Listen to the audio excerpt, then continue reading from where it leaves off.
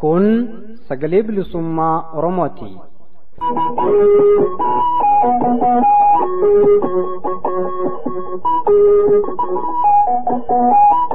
Sagaleen bilisummaa Oromoo guyyoota kibxataa, jimaataa fi sanbataa ganama sa'aatii 6:00 hanga sa'aatii 7:00, galgala ammoo sa'aatii 6 hanga sa'aatii 6:30 akkasumas guyyaa roobii ganama sa'aatii 7:00 hanga sa'aatii 8:00tti, galgala ammoo sa'aatii 7 hanga sa'aatii 7:30tti dambalii gabaabaa kiilooheerzii 7175 irratti yookaan dambalii giddugaleessaa kiilooheerzii 837 irratti akkasumas dambalii gabaabaa meetir baandii 25 kiilooheerzii 11810 irratti jimaataa fi dilbata galgala sa'aatii 8 hanga sa'aatii 8:30tti afaan Oromootiin, roobii ammoo galgala sa'aatii 8 hanga sa'aatii 9tti afaan Oromoo fi afaan Amaaraan wal duraa duubaan qophiilee dabarsuu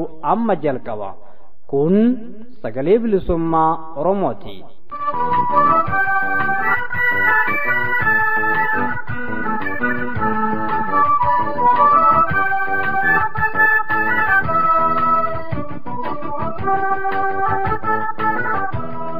Hadda guyyaan dilbata muddee 10 bara 2017 ashamaa akkam jirtu dhaggeeffattoota keenya kabajamoo fi jaallatamoo sagalee bilisummaa Oromoo sagantaa afaan Oromoo irraa qophii qabannee dhiyaanneerra. Qophii kana isin beeksisuudhaan hanga xumuraatti kan isin faana turu an Waaqonoleeti. Oduun jalqaba qophii keenya irratti isiniif dhiyaata. Oduutti aansuun guutummaa qophii keenyaadhaa kan ta'e gaafii fi deebii hayyu duree adda bilisummaa Oromoo Jaal Daawud Ibsaa waliin taasifne kutaa 7ffaa isaa isiniif dhiyeessina. Hundumaa hanga xumura qophii keenyaatti nu faana bu'uun hordofaa isiniin jedha. Oduudhaaf Jaal Ayyaantuu Bulchaa.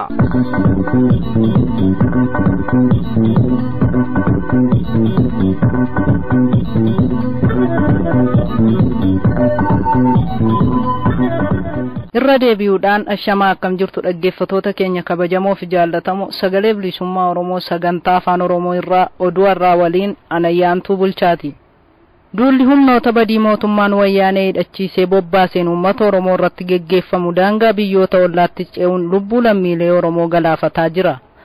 Akka odeessanu dhaqqabeetti humnoonni badii liyyuu haayilii naannoo Somaalee jedhaman dargaggoota Oromoo dararaa mootummaa wayyaanee jalaa baqachaa biyya ollaa Keeniyaa seenuudhaan dalagaa dhuunfaatiin of jiraachisan 8 muddee 5 bara 2017 adamsanii bakka Taakkaaboo jedhamutti haala suukanneessaan ajjeesan. Shororkeessitoonni wayyaaneen Keeniyaatti bobbaaste kunneen ilmaan Oromoo kanneen akka bineensaatti qaqqalanii haala suukanneessaan akka ajjeesanidha kan gabaafame. Hidhattoonni liyyuu haayilii poolisii Somaalee kunneen duula isaanii daangaa Keeniyaa cabsanii seenuun geggeessan itti fufuun muddee 7 bara 2017 uummata Ajuuraanaa naannicha keessa jiraatu irra dabruun naannoo Gurmeessaa jedhamutti guyyaa saafaan dhukaasa Oromoota Booranaa irratti bananii nama 2 battalumatti yoo ajjeesan kan biraa tokko ammoo madeessanii hospitaala Moyaaleetti du'aa fi jireenya jidduutti argama. Gochaa suukanneessaa hidhattoonni liyyuu poolisii Somaalee wayyaaneen bobbaase ilmaan Oromoo fayyaaleeyyii irratti raawwatan mormuudhaan muddee 7 bara 2017 godina Booranaa magaalaa Moyaalee keessatti mormii fi fincilli jabaan kan adeemsifame yoo ta'u, waraanni wayyaanee dhukaasa uummata irratti baneen namoota 5 madeessuun gabaasni argame ni addeessa. Godina Booranaa Ona Borboritti humni liyyuu haayilii Somaalee weerara geggeesseen lammiilee Oromoo ajjeesuu fi qabeenya saamuu itti fufeera. Godina Booranaa Ona Borbor lafa balaallee xixiqqoo Aardaa Dhaddacha Babal'aatti humnoonni liyyuu poolisii naannoo Somaalee wayyaaneedhaan bobbaafaman muddee 6 bara 2017 lola uummata Oromoo irratti bananiin ilmaan Oromoo nagaa ajjeesuu fi qe'ee fi qabeenya irraa buqqisuun beekameera. Lammiin Oromoo Jaarsoo Boruu jedhaman lola kana irratti kan ajjeefaman yoo ta'u, kanneen biroo hedduunis madaa'uun gabaafameera. Lola kana irratti uummanni Oromoo tarkaanfii of ittisuu fudhateen ergamtoota wayyaaneen hidhachiisee bobbaase kanneen irraa 3 ajjeesuun qawwee 2 fi hidhannoo 1 irraa hikkatuun ibsameera. oduu wal qabateenu ga'e biraatiin ammoo godinuma kanatti muddee 7 bara 2017 Oromoota gosa Gabraa gara naannoo Somaaleetti citanii turan keessaa 5 humnoota wayyaaneen uummata Oromoo irratti bobbaase jalaa miliquudhaan qawwee AKM 4 fi PKM 1 qabatanii magaalaa Moyyaalee Xaaxessaa fi Ollaa Waaqoo Geefoo jidduutti poolisii Oromootti harka kennachuu maddeen ifa godhaniiru. Godina Booranaa magaalaa Yaaballootti qeerroo barattoonni Oromoo dhaabbilee barnootaa olaanoo irraa walitti dhufuun haala yeroo ammaa Oromiyaa keessaa fi qabsoo bilisummaa Oromoo irratti marii bal'aa geggeessuun gabaafame. Oduun nu ga'e akka hubachiisutti muddee 3 bara 2017 irraa qabee godina Booranaa magaalaa Yaaballootti qeerroon barattoonni Oromoo yuunivarsiitiilee fi kolleejjitoota adda addaa irraa walitti dhufuun haala yeroo irratti marii geggeessuun murtiilee jajjaboo adda addaa dabarfataniiru. Walga'ii kanarrattis barattoonni qabxiilee hedduu kaasuun kan mari'atan yoo ta'u, daangaa Oromiyaa irratti maaltu dalagamaa jira, maddi rakkoo kanaa maali, saamicha lafaa Oromiyaa irratti geggeeffamaa jiruuf miidiyaaleen naannoo Oromiyaas ta'e kan federaalaa maaf gabaasuu dhiisanii ukkaamsan, daangaa Oromiyaa ilaalchisee referendamiin bara 1987 fi 1997 maaliif hojiirra hin oolle kan jedhan faa kaasanii irratti mari'atuun murtiilee jajjaboo dabarfatan. Haaluma kanaan qeerroon barattoonni Oromoo magaalaa Yaaballootti wal ga'anis bulchiinsi uummataa ta'u godinarraa haga gandaa akka filamu, jenosaayidii yookaan duguuggaa sanyii wayyaaneen uummata Oromoo irratti geggeessaa jiru dura akka dhaabbatamu, mootummaan naannoo rakkoo uummatarra ga'ee fi gahaas jiruuf gaafatama isarraa eegamu ba'aa waan hin jirreef gaafatamuu qaba. Biyya kanatti seerri waan hin hojjenneef dandeettii qabnuun uummata keenya bira haa dhaabbannu, haga daangaan Oromiyaa hin kabajamnee fi gaaffiin mirgaa uummanni Oromoo gaafataa jiru deebii sirnaa argatutti hin barannu, qabsoo keenya itti fufna jechuun ejjennoo isaanii ifa godhan. Kun kanaan osoo jiru qeerroo barattoonni Oromoo dhaabbilee barnootaa adda addaarraa magaalaa Yaaballootti wal ga'an kunneen qaamni mootummaa naannoo argame akka gaaffilee isaaniif deebii laatu deddeebiin gaafatanis waan dhabaniif walga'ii isaanii itti fufuun adeemsifatan. Haala kanaan erga guyyoota 5 mari'atanii booda mootummaa naannoo Oromiyaa irraa koree jiddu galeessaa Komishinii Dhimma Nageenyaa fi Komishinii Poolisii Oromiyaa keessaa namoonni 3 ergamanii barattoota ololaan afaan faajjessuuf yaalanis hin milkoofne. Ergamtoonni diinaa kunneenis barattootaan barnootatti deebi'aa, barumsi faayidaa qaba jechuun gaaffii barattootaa moggaatti dhiisanii ololaan bira taruuf yaalanis mormii barattootarraa itti ka'een hoonga'aniiru.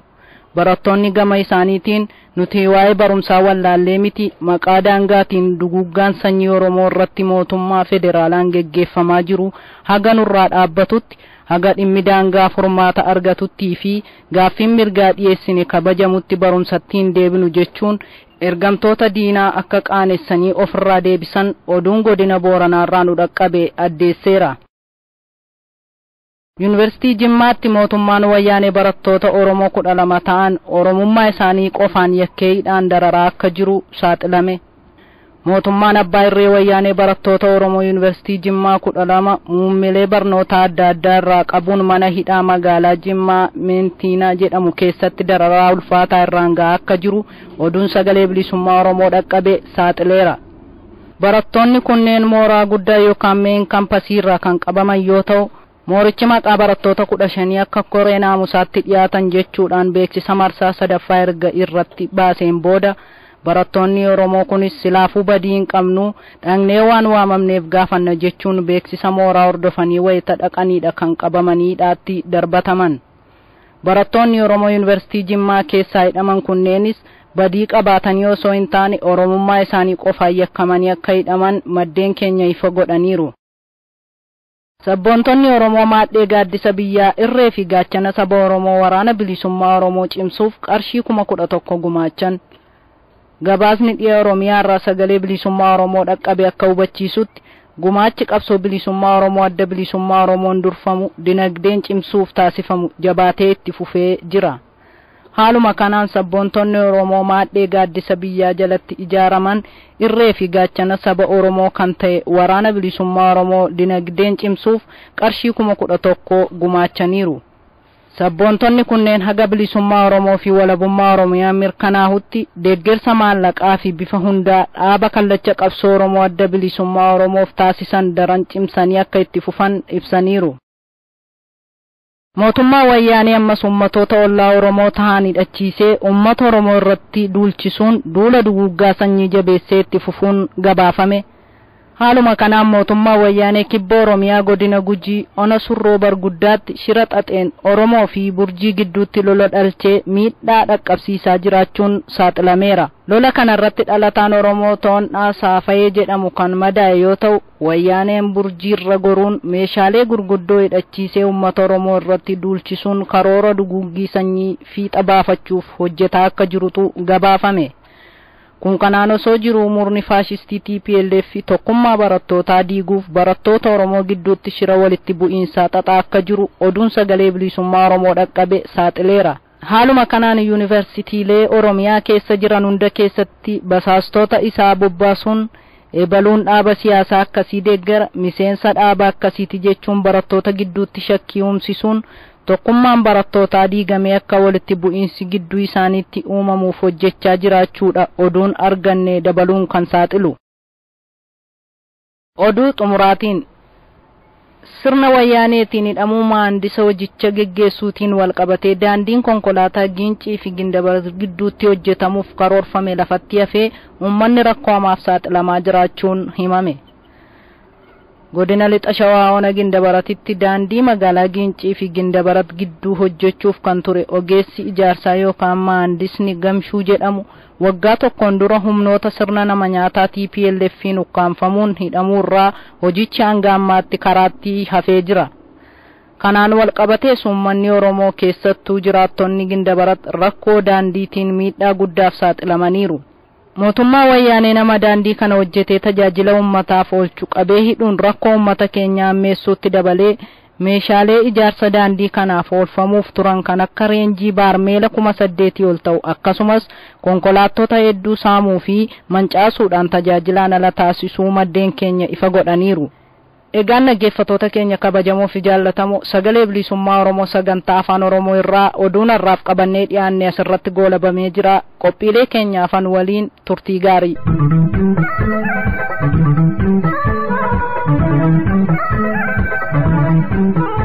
dhaggeeffattoota keenya kabajamoo fi jaallatamoo kan caqasaa jirtan sagalee bilisummaa Oromoo sagantaa afaan Oromoorraa meetir baandii 25 kiloheerzii 11,810 irratti isiniif tamsa'aa jirudha. Qophiin keenya oduu isin dhageessisuun eegalee ammallee akkuma itti fufetti jira. Guutummaa qophii keenya har'aa kan ta'e gaafii fi deebii hayyu duree adda bilisummaa Oromoo Jaal Daawud Ibsaa waliin taasifne kutaa 7ffaa isaa ta'a itti dhiyaadha.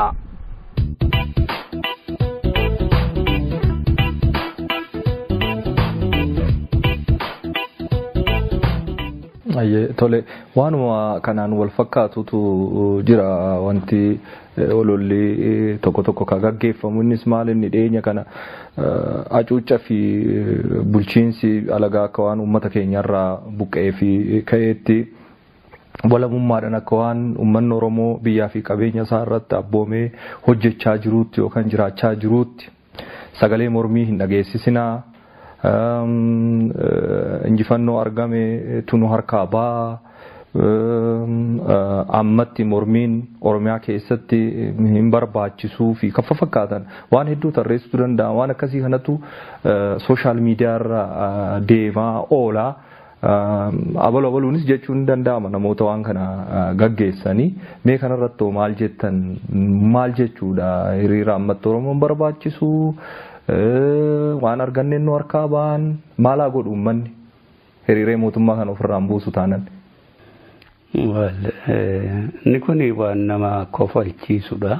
Waan nama kofalchiisu jechuun opiniyoon akka opiniyootti uummati Oromoo bilisoomeera. Bilisoomeedhamee opiniyoodhaan seeraa fi sirnaan kan hin labsame si'a 2-3 waggoota lakkaa'ee jira. Kanneenuma akkas jedhantu mootummaan kun daba hojjetaa jira uummata keenya irratti lola kanaallee federaalatu nurratti qopheesse jechuun as dhiyoo kana dadhagaamu uummati keenya waan garii karraa saamame deebisuu fi tattaafatu sirnichi sirnaan labsiidhaan ka diriire sun labsiidhaan tun ka'e garuu waama tarkaanfii tokko fudhatuun amma kunoo jijjiirama fidaa jirra jijjiirama mata keenyaatii fi ka jedhu afaanota babbareedoo uummata hawwatan ala kana social media qofatu hin taane reediyoo fi tiiviidhaanuu himamaa jira biyya keessatti. Maaliif eengadda bilisummaa fi jijjiiramni kun labsama waggoota fuuldura waggaa meeqa durayyuu si'a 2-3 kun jedhamee ta'uu hanqatamee uummati keenya lafisaa saamame lafa isaarraatii buqqa'ee hiyyummaadhaan 100,000 kalakkaa'amu naannoo Finfinnee qofatu hin taane Oromiyaa guutuu keessatti qabeenyi Oromoo akkasitti guutummaatti saamame uummati kun guutuutti akkasitti yeroo hiyyoomee jiru kan keessatti maaltu ta'e gaafa duraa bilisoomne jedhame ergasiitti akkas yeroo ta'u akka haaraatti immoo amma haaraa jedhamee uummatatti akkasitti himamu kana yeroo ta'u kana keessatti uummati Oromoo ammallee ajjeefamaa jira federal poolisii fi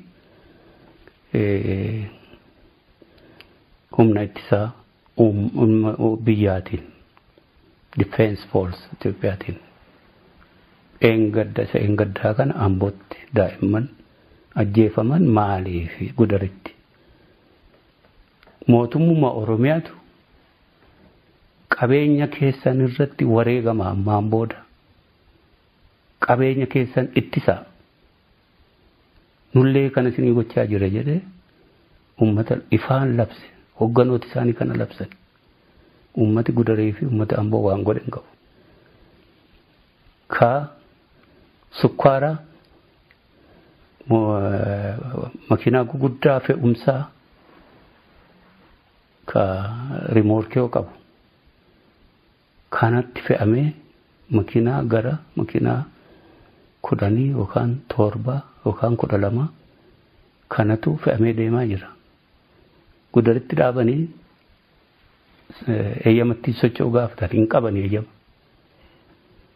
Sirna caasaan mootummaa Oromiyaa fi caasaan federaalitti lafa kaawwate guutee ka deemu miti. Kana ittisuu tattaafatanii poolisootii fi dargaggoonnii fi uummati labsii mootummaa Oromiyaa irra dhaabbatanii ukaasatu itti ta'ee namatu madaa'e Gudaritti poolisa Oromiyaa dabalatee namatu nama 11 du'e Amboo keessatti mootummaa Oromiyaa yookaan poolisoota isaanii deeggaranii deeggarsa kennanii qabeenya kana dhaabanii gaafachuu irratti waraanni wayyaanee federal police kan masaan jedhani sirna caasaa fi jaarmiyaa mootummaan Oromiyaa qabu irra darbee ummata kana godhetti dhukaasee ajjeese. Isaanuma akkas bilisummaadha waan jijjiiramatu jira hin dubbatina jedhaa jiru keessa kaleessa mi'eessootti eengadda mi'eessootti nama jaatun harka wareegame otoo ofirratti suluyyuu poolis kamadaa akkas mayyuu mulluqqeetti akkas maaltu jijjiirame hidhaan ammallee Oromiyaa guutuu ka hidhame tokkollee kan hin hiikame jedhamee kalabsame Baqqalaa Garbaallee ka ofii isaanii manni murtii isaanii dabarse jedhamellee manadhaatti ka deebifame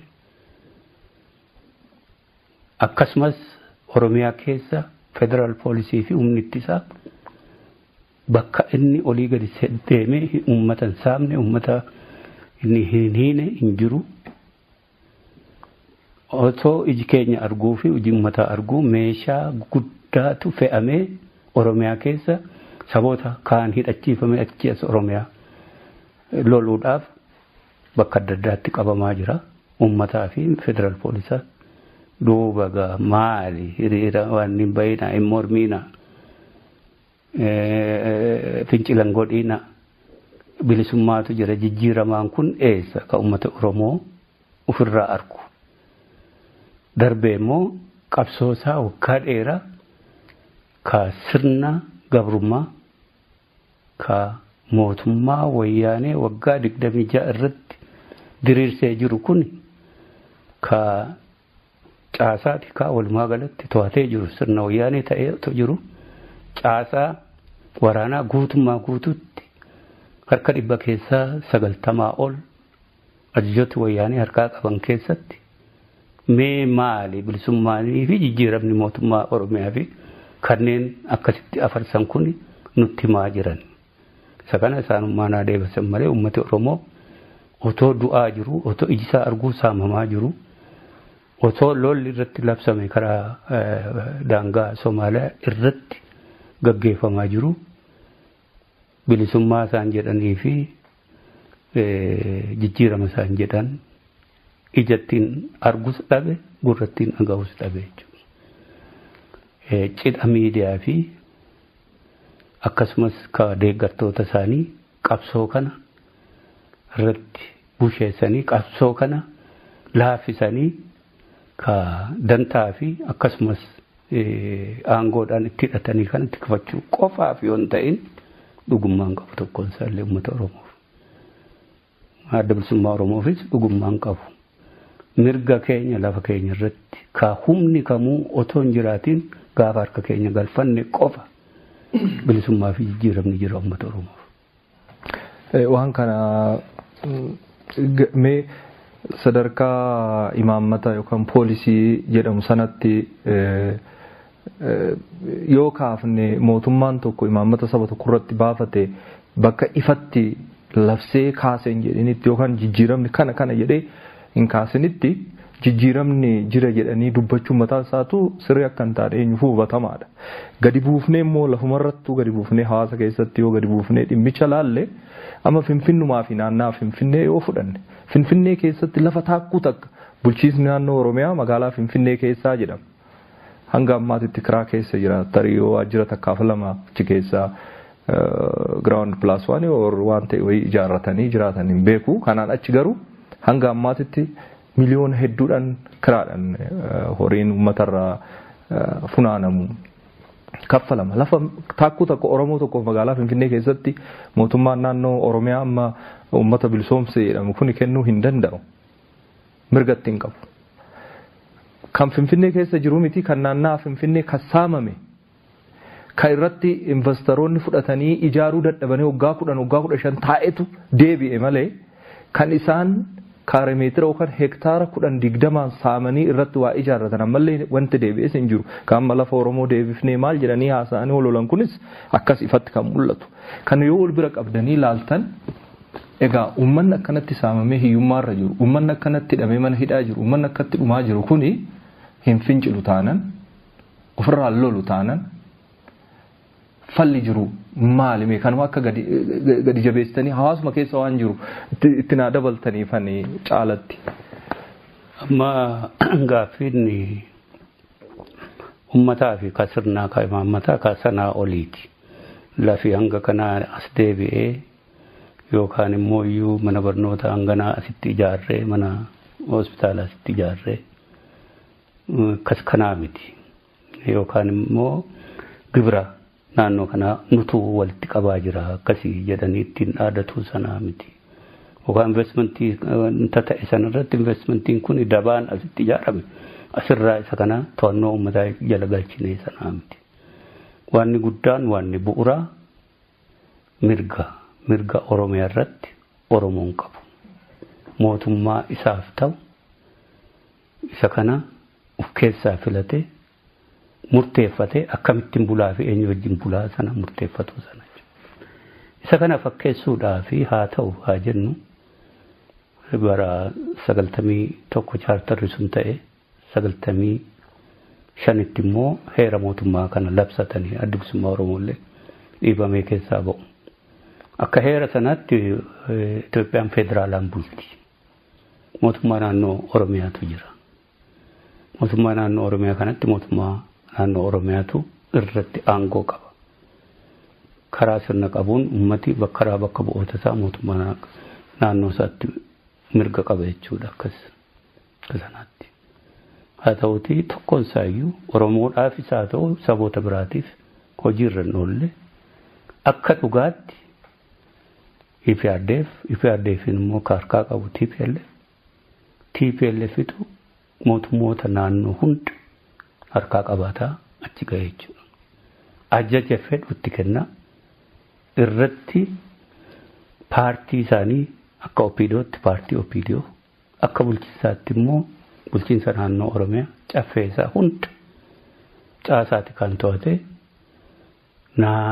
sirna saamichaa ka ija dunuunfata Oromiyaa guutuu keessattii fi mootummoota naannoo kaanii saboota kaanii irratti gaggeessaa eenyullee osoo hin gaafatiin TPLF basaasoti isaanii fi darbee namni isaaniif ergamu ka kulii ture hanga inni abbaa biildingii stoorii 4-5 ta'utti hoteelota chain of hotels ijaarratutti tokkoon isaanii kan isaan gahanii akka kanaan caasaa isaan mootummaa Oromiyaa keessattii fi mootummoota kaan keessatti diriirfataniiti. Isa kana sirnaan maaliin to'atanii yoo jedhame waraana sanaa fi tika sana harkaa waan qabaniif akkasumas caasaa mootummaa kaanis dhuunfatanii waan jiraniif ka federaalaas darbee immoo gadi bu'anii ka mootummoota naannoos. Warri kaan ufumaa maqaa sana qabatanii ummati sun paartii isa bulchu OPDO qaba mootummaa naannoo Oromiyaa qaba jedhamee Oromoon sun achi keessa taa'ee sarviisiidha kennaa fi bahee TPLFiif. Kun hin jijjiiramne malee. Jijjiiramuus hin danda'u. Irra keessaa ka caasaa mootummaa yookaan biirokrasii ka ittiin uummata tokko bulchanii fi tika akkasumas immoo waraana sana harkaa waan qabaniif ammallee. Hanga kun hin jijjiiraminitti lafa sana hanga sana kaarameetirii 1000 kan deeffadde maaloo jechuun sun ufumaa ammaa fi qabsoon uummataa hudhee waan jiruuf TPLF mootummaan Oromiyaa kan akka godhutti callise. Maaliif bu'uuraan waan jijjiirraa isa olii harka isaanii jiru tika. Humna guddaa humna tika ka ittiin biyya bulchan humna waraanaa ka ittiin biyya bulchan ajajasaa fi caasaasaa dinagdeesaa harkaa waan qabaniif dinagdee mootummaa federaalaa fi caasaasaa harkaa waan qabaniif eessa geessishin gadii kun waan asii investmentii tokko nama tokko irraa fuute maalii goote jijjiirama fidduu qabdu kana maaliif inni kun ittiin gowwoomsaa uummataa ta'aa fi yoo deebisan yoo yookaan investmentii tokko cufanii waan ni godhanii uummata kun akkas gochaa jirra waan jedhanii gaaffii uummata irraa qabbaneessa TPLF fudhee jira gaaffiin uummata isa kana calculation isaan ittiin deeman warra TPLF fundamentally silaa ka ta'u qabu akka bu'uuraatti federaal erga ta'eeti otoo mootummaan federaalaa sunni mootummaan naannoo sun ton gaafatiin humna poolisaa saglii tokkollee Oromiyaa keessatti bobbaasuu hin danda'u ture. Mootummaan wayyaanee garuu mootummaa Oromiyaan gaafa Ambootti hin gadda humna bobbaaftee humna federaalaa fi poolisa federaalaa fi humna ittisaa yeroo bobbaaftee helikopteraan buuftu galagaltee iyyuu hin gaafanne. Waggaa kana hundas kanuma godhan. Kun hanga isaan harka jirutti kana gochuu hanga danda'anitti bakka gariitti poolisii keellaa dhaabee isaan yoo to'atee fi maalii godhe kana boortaas gabbeeffatu dhimma hin qaban.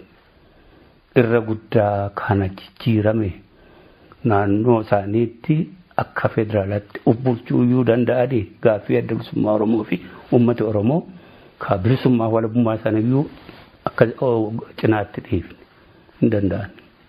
Daangaa hanga tokko deemuun qabu sana booda akkaataatti dhaabdu qabdi wayyaaneen.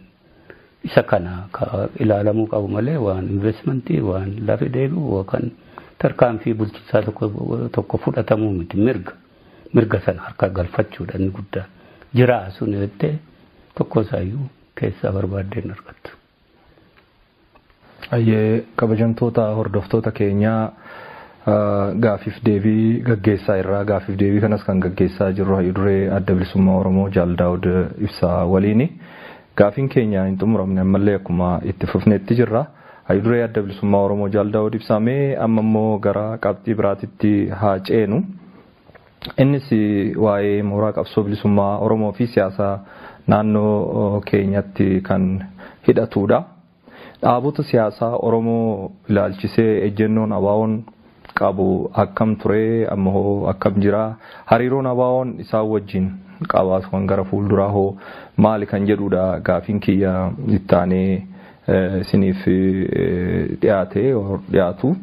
Kanaaf kanarratti mee waan jettan yoo jiraate daawwattoota hordoftoota keenyaaf nu ibsaa. Qabsoon kun dheeraadha. Dheerina sana kana keessatti dhaabota adda addaa xiqqaa ta'anii guddaa ta'anii ni dhalatu. Gariin immoo iyyuu dhalatanillee ka hojiitti hiikkachuu dadhabanii hafa jiraachuu danda'u. Dhaabotiin kun immoo ka qabsoo irra jiranii fi ka immoo iyyuu biyya keessa nagaadhaan socho'antu jiranii. Isa kana Adda Bilisummaa Oromoo irratti haasa'ee ka ejjennoo irratti fudhate ka gaafa 1998 keessattuu jechuu kooti maaliifi sana duras dhaabotii waliin akkaataatti waa tattaafatame ni jira bara chaartaraa fi sana gidduuttis haa ta'uti ifaan 98 hoogganni taa'ee irratti mari'ate imaammata lafa kaawwate. Imaammata lafa kaawwate keessatti mooraa qabsoo bilisummaa Oromoo keessatti wal dhabbii jeequmsi kuni akka hin jiraanne yommuu jiraate akkatti xiqqeeffamu minimaayis ta'u kan tolchuudhaaf imaammata lafa kaawwachuu barbaachisa jedhame imaammata lafa kaawwatame. Jaarmiyaalee bilisummaaf lolan kana haasofsiisanii waliin walta'iinsa gaarii yoo waliin gara kora sabaatti deemanii gara jaarmiyaa tokko kee jalatti wal dhuunfachuu danda'ama ta'e wal dhuunfatu. Yoo hin danda'amne immoo akka jiranitti akkaataatti wal tumsuun danda'amu jedhamee irratti walta'iinsi akka godhamu. Darbee immoo olola walirratti oofuu fi gufuu walitti ta'uu lagachuu ka jedhu fi waliif dirmachuu ka jedhu kana irratti dhaabbatame Mogadishootti dhaaba tokkichummaa ka Jeneraal Waaqoo hoogganan wajjin walta'iinsi mallatteeffametu jira. Dhaabi biraas naannoo sana ka ture tokkotu ture. Isaan waliinis haasa'ame. Kanaan immoo wal dura dhaabbannaan akka hin jiraannee fi wal hubannaan akka jiraatu akka dhaaba tokkotti walitti baquun illee hin jiraanne irra gahamee ka gaafas jalqabame 2001 immoo rakkina guddaa ka nu gidduu ture Adda Bilisummaa Oromoo fi AFLO gidduu rakkinni kun walta'insaan furame. Ergasiitti rakkinni kun asin deebinee yeroo adda addaatti ibsineerra kun dhaabota biraa wajjin immoo ulfoo ka jedhamu tokko ijaarranne tokkummaa humnoota bilisummaa Oromiyaa. Haa ta'u waltajjiin kun akkaataa jaarmiyaaleen kun addunyaa kanarra faca'anii jiranii fi akkaataa qabsoon bilisummaa Oromoo ji'oopolitikaa haala rakkisaa jiru keessatti guddoo waliin deemuu hin danda'amne garuu dhaabota baay'ee wajjin wal hubannaan yeroo dheeraa akkasitti tutturame. Haa ta'u deemsa keessa dhaabota adda addaatu ijaarama. Isa kana keessatti egaa Adda Bilisummaa Oromoo dhaabota kana engage gochuu wal haasa'u waliin fixachuu daanii gara wal dhuunfatanii gara qabsoo deemu kaaniin silasii tuqee ka qaama ce'umsaa wajjin xumuranne irraatii ka hafanii akka biraa ta'anii jiraatan malee ammoonaa ka waliin hooggana keessas caasaa Adda Bilisummaa Oromoo adda addaa keessa jiraatanii kora sabaa kana irratti illee waliin qopheessine walumaan akka jaarmiyaa tokkotti akka Adda Bilisummaa Oromootti wal dhuunfanne koree yeroo akka jedhaman Adda Bilisummaa Oromoo isaan kana wajjinis akkasuma gurmuu qabsaa'aa ta'aa waliin akkasuma isaan kanaati alatti warra jiranii dhaabota kaan wajjin immoo imaammatuma lafaa qabnu sana kan sirasiitu irra dhaabbatame waltajjii tokkotu ijaarame utubame jechuudha. Sunis jaarmiyaalee bilisummaa Oromoof qabsaan ka jedhu waltajjii tokko waliin qabaanne isaan kana waliin waan lafa kaawwannetu jira. Kunis adda bilisummaa Oromoo ODF yookaan adda dimokiraatummaa Oromoo ABO tokkoome ka jedhaman ala kana ka jiran fi jaarmaa koo jedhamu. Isa kana keessa wajjin waltajjii tolfanne kuni waan sadii irratti wal ta'an. Tokko mootummaa wayyaanee kana xumuratti gochuu irratti wal tumsu waliin qabsaa'u tumsa qabsoo irratti wal gargaaru ka jedhu. Kalammataa immoo mootummaa wayyaanee kufuu fi jijjiiramuu keessatti mootummaa ce'umsaa ijaaramuu malu irratti sagalee tokkichaa fi yaada tokkicha qabaatuun akka waltajjiitti kana ijaarranneen kana keessatti qooda fudhatuun mirga Oromoon qabu ka sana ka hiree murteeffannaa uummata Oromoo argamsiisuu irratti waliin hojjechuu. Hiree murteeffannaan kun hojiirra oolcha keessatti jaarmiyaan hundi mata mataan sagantaa siyaasaa qabu uummatatti dhiyeeffate uummati immoo waan murteesse fudhachuudhaaf qophii ta'uu kana waliin hojjechuu nagaadhaan kun piroosesii kun akka waan ta'u kana irratti wal taane jechuudha. Kana qabanneeti deemaa jirra jechuudha. Walumaatti qabsiiftanii akka naa deebiftaniifanii waanuma wal fakkaatu waan ta'eef jaarmiyaan siyaasaa mootummaa Itoophiyaatiin morman hedduutu jiru hin beekamu. Isaan waliinoo kan Oromootiin ala jechuu kiyya waanuma wal fakkaatu fan walitti qabeessinii kaasaa jira. Hariiroon adda bilisummaa Oromoo qabu maal fakkaata? Ka gara fuulduraatti maali wanti yaadamee jira? Kabajamoo dhaggeeffattoota keenya gaaffii kanaa fi kan birootiifis deebisaa hayyu dureen adda bilisummaa Oromoo Jaal Daawud Ibsaa nuuf kennan sagantaa keenya itti aanu keessatti kan qabannee dhiyaannu ta'uu isin beeksifna.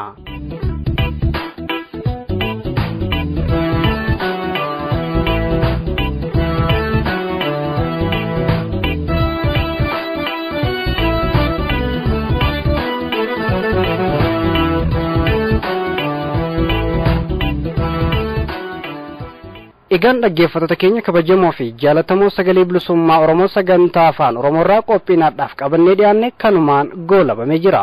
Qophii wal fakkaatu birootiin hanga walitti deebinutti nagaa fi fayyaa keessanuuf jiraadhaa. Injifannoo uummata Oromoof.